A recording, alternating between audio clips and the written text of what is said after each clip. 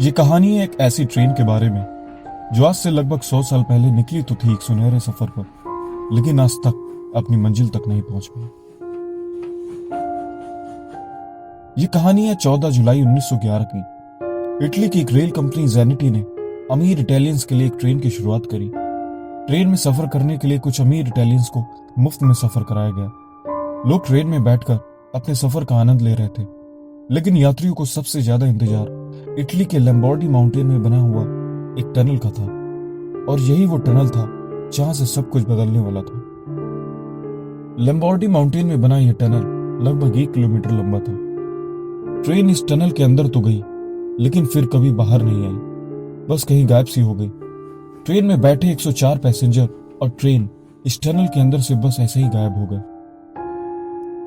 इस घटना के बाद पुलिस और रेलवे ने टनल का कोना कोना छान मारा, लेकिन उन्हें कुछ भी नहीं मिला।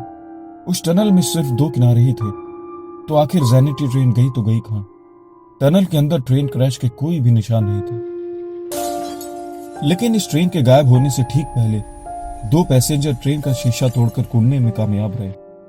इनमें से एक यात्री ने होश में आने पर इटली के एक न्यूज़पेपर को कहा। जैसे ही ट्रेन टनल के अंदर पहुंची, काले धुएं ने ट्रेन को चारों तरफ से घेर लिया, और धीरे धीरे ऐसे लगा कि मानो वो काला धुआं ट्रेन को अपनी आगोश में ले रहा है।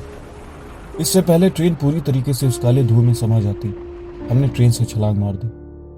ट्रेन से कूदने वाले दोनों यात्री कुछ समय तक मानसिक बीमारियों से गुजरते रहे, और जेनिटी ट्रेन इस घटना के बाद फिर कभी नहीं देखी गई। जब लोगों के बीच जेनिटी ट्रेन और उस रहस्यमय टनल के बारे में बातें फैलने लगी, तो इटली की सरकार ने इस टनल को हमेशा के लिए बंद कर दिया। कोई भी इस ट्रेन के गायब होने का असल कारण नहीं बता सका।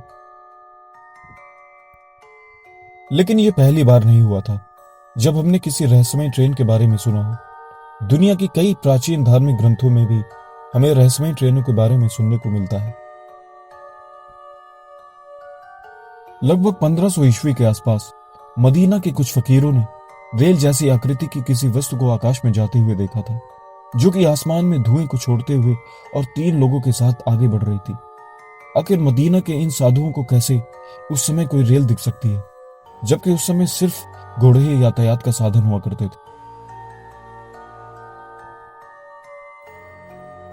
लेकिन सबसे अजीब घटना जेनिटी ट्रेन के गायब होने के 70 साल पहले 1840 में देखने को मिली, जब ऐसा कहा गया कि मैक्सिको के एक अस्पताल में 104 इटालियन भर्ती हुए थे।